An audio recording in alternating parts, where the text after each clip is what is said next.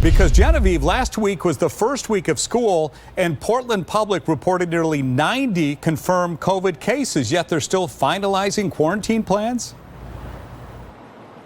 Yes, Steve, the teachers union and PPS are still working to finalize exactly what happens when a student is forced to quarantine. And it turns out this is a decision that several districts are still in the process of making.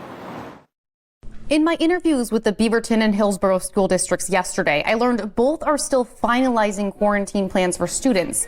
What happens when they have to isolate? What extra responsibilities do teachers have? These questions still unanswered. And schools already begun. Beaverton School District is asking teachers to ensure students have access to assignments via the online technology Canvas or Seesaw. The Beaverton Education Association president, Sarah Schmidt, noting the importance of getting through these negotiations quickly, saying they're working with urgency as there are already, quote, a substantial number of students who are in quarantine. The Hillsboro Union president, Jill Golay, says negotiations are ongoing, but they're getting closer to a tentative agreement. Because that agreement isn't finalized, she couldn't say exactly what happens when a kid gets quarantined. The district says teachers are being asked to put lessons online. Our hope is that there are recorded lessons of at least the core instruction that students can access at a time that meets their needs. Golay adding, quote, I can tell you that our teachers are amazing educators, saying they'll support students out for any reason.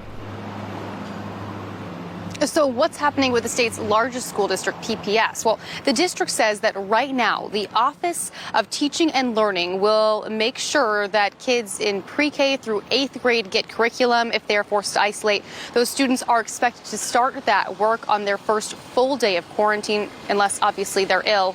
High school teachers are supposed to be using Canvas to support asynchronous learning for isolated students. But again, the finalized, agreed upon plan by both parties is yet to be determined.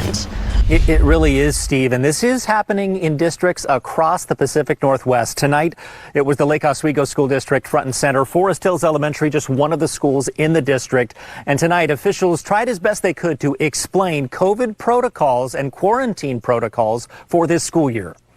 The Lake Oswego School District is grappling with the return to learn amid a pandemic. Tonight, a virtual assembly of sorts for people wondering about COVID protocols.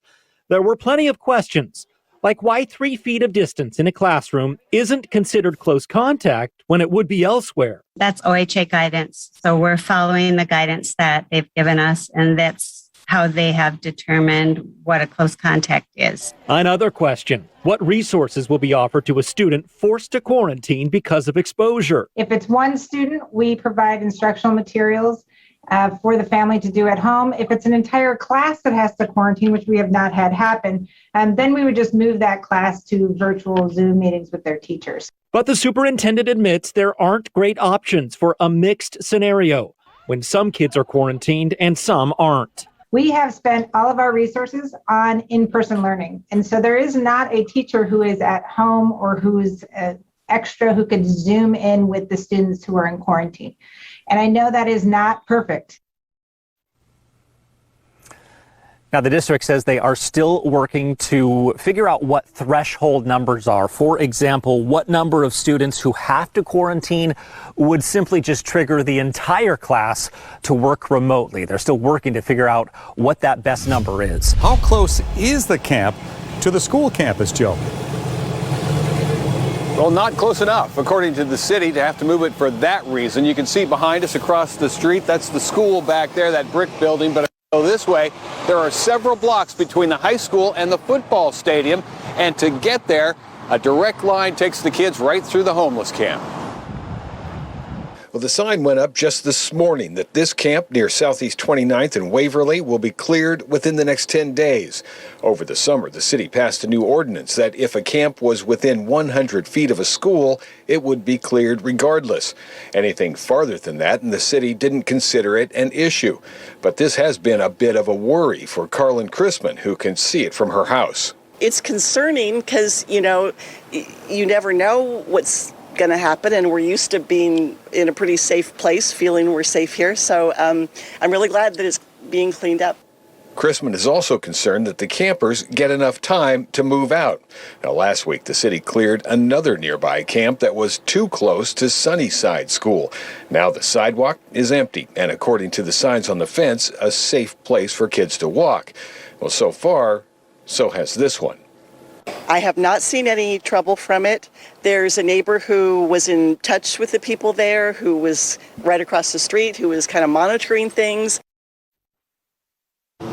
Well, I just got an email from the city telling me why this camp is being cleared. I'm told it's been on the list for cleanup for a while, several weeks, but several other sites were a much greater health and safety concern, and they've cleaned those up, and now they have time to get to this one. Coming up tonight on K2 News at 6, we're going to talk to some of the kids who have to go through back and forth this homeless camp that's going to be around at least for a little while. Well, the city passed an ordinance that said camps can't be any closer than 100 feet to a school. This one is not that close, several hundred feet from Cleveland High School, but the city says it is a health and safety hazard. It just hasn't been as big of a priority compared to other camps. But people we talked to today think maybe this one needs to be higher on that list.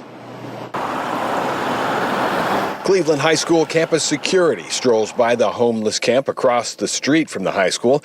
They tell me they've been trying to get this camp moved for quite a while. Some students we talked to say having the camp here, well, does make them a little nervous. Yeah, kind of, especially when we go to the football games and at night when we walk past them or drive by them. The camp sits directly between the school and the football stadium, about 3 blocks away. At lunchtime, you can see most of the student body going around the camp, some right through it.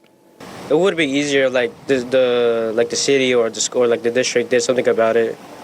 Like it would be like it would put some people at ease. What the city did was post that the camp would be cleared no sooner than 72 hours and within 10 days, pretty standard for clearing a camp. In a statement Thursday, Portland Public Schools said, in part, we are working in partnership with the city to educate our school communities about how to live with our unhoused neighbors. I sympathize for them. Big trust, prayers. And that seems to be working, at least according to some of the kids. I park right next to them every day. They're cool. They opened my trunk once, didn't steal anything. One of them kind of like dropped trowel right next to me, which was weird. But again, they're usually pretty chill. Well, last week, another camp at Sunnyside School was cleared because it was too close. It was set up on the sidewalk right along the school's fence line to the playground.